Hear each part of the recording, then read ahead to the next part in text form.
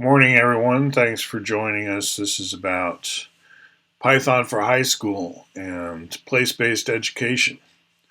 I've got Google Earth open right now. I'm looking at a little tower where they practice putting out fires. The fire department uses this as a training ground, and this is a pedestrian bridge, the train going under it. Big in Portland trains. We've been talking about plans for this OMSI area, which, if I fly over to the left here, OMSI is our great science museum. I loved going there as a kid, and I still like going there. And it is the base of our place-based education for this lesson. Like, let's make everything start and end at the Oregon Museum of Science and Industry. Place-based education, though, is the theme of this particular video. So this is the course I'm talking about here with the table of contents. And most recently, we're almost wrapping up here for the summer. I've done a lot of experimental summer school. And that's what you do in summer is you have schools, you have classes, but you try out some new stuff. They're more prototypical and experimental. And so OMSI is where we were, and I had a plan for OMSI at one point, which I will share with you. But first, let's go to KGW, which has this recently. There's a video that's going to pop up here. I'll show you a bit of it. Plans for the OMSI area. Now, my plan, which was floated by them, didn't ever have a meeting, was to put one of these fly-eye domes on display in a certain circular patch of grass that I specified. Miami went ahead and did that. So that happens a lot, as there's things I'll envision, and they won't come true exactly as I thought, but they will come true.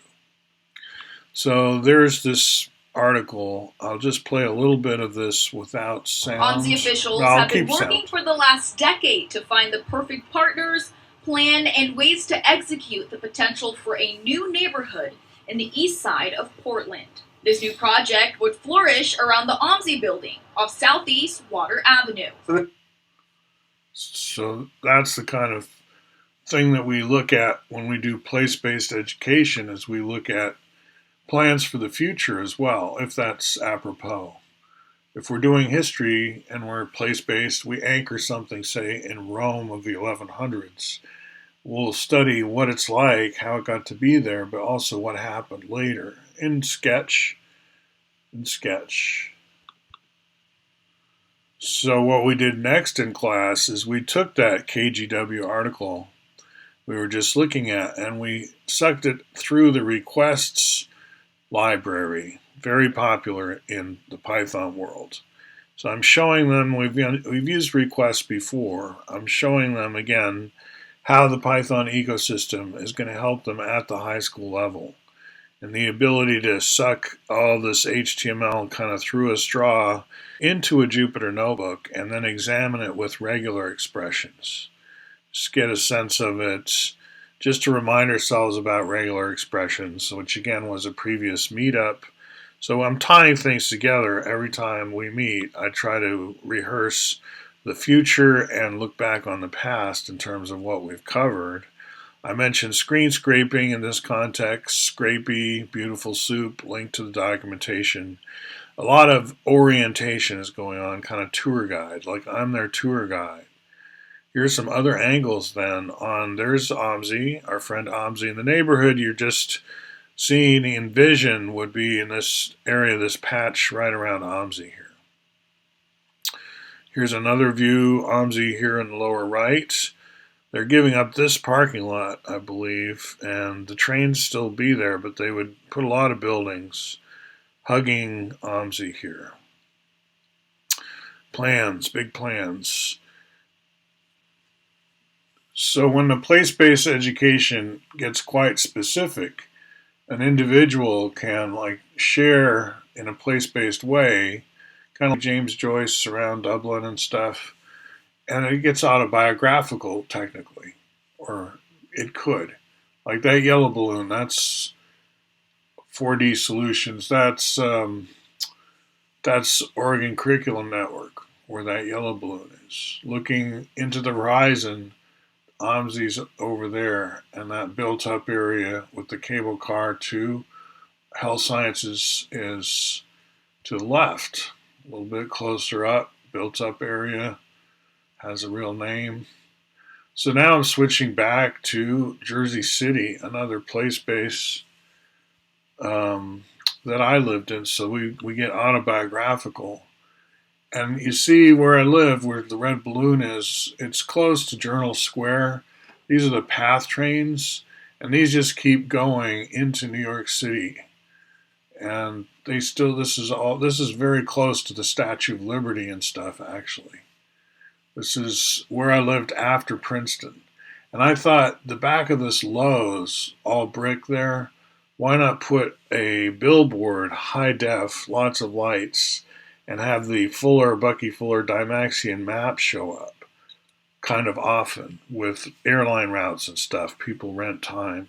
And over here, Stanley Theater, let's make that an IMAX where students come from NYU and places on PATH to see assigned films like curriculum films. It's not just you read books for credit, you watch films for credit. And so it's kind of a campus building.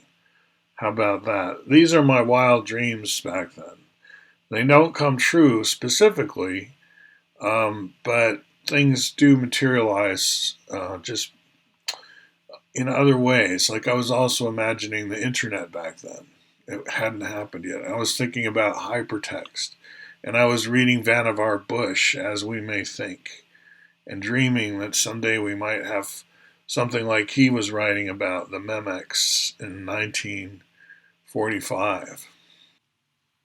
So upon leaving Jersey City and eventually ending up back in Portland, I got a write-up. Somebody named Peter Carlin for the Oregonian, he gave me a write-up, and I got to talk about these plans, my tiny light bulb scoreboard screen. It's like derivative of what was in Critical Path. And then my dreams for OMSI, the Fly's-Eye Dome idea. I was 29 at the time, working for Center for Urban Education. And it's not like I was trying to pass off that these things had actually happened, that I'd actually gotten, that scoreboard on the back of Lowe's or the IMAX theater in the Stanley. Of course, neither of those things came true, but the internet came true, and I'd been dreaming about that too. I found out in the footsteps of Dr. Vannevar Bush. In other words, these ideas, they float around, and a lot of us have them. And it's not about making them come true yourself necessarily. Like, you just wait and they start to emerge. That's kind of the attitude I've taken. So it's not like I invented hypertext or anything like that. It's more like I dreamed of it and it came to be, because I don't think, I think that's how the mind works, actually. And I'm sharing all this with my students because I want them to have science fiction dreams for a place. It's part of your abilities as someone who lives somewhere to imagine its future. Now, you may not actually live there. We can do place-based education around any place. Right now, you're looking over my shoulder and doing it with me here in Portland. Where do you think Portland's going to go? What's the future? You can dream. I'd say Pacific Rim, Cascadia, and I think Oregon has a bright future. Especially Silicon Forest, you could call it. So we pull up an airports database at this point and practice looking up different airports using tools that in this day and age are what the adults use. We're in 2022. It's like here we are in high school, or getting to go to high school shortly with computers already invented, not just calculators. Why make us buy a fancy calculator when these free tools are sitting around. Now you still need a laptop or desktop. You still need a cloud. You still need a lot of stuff.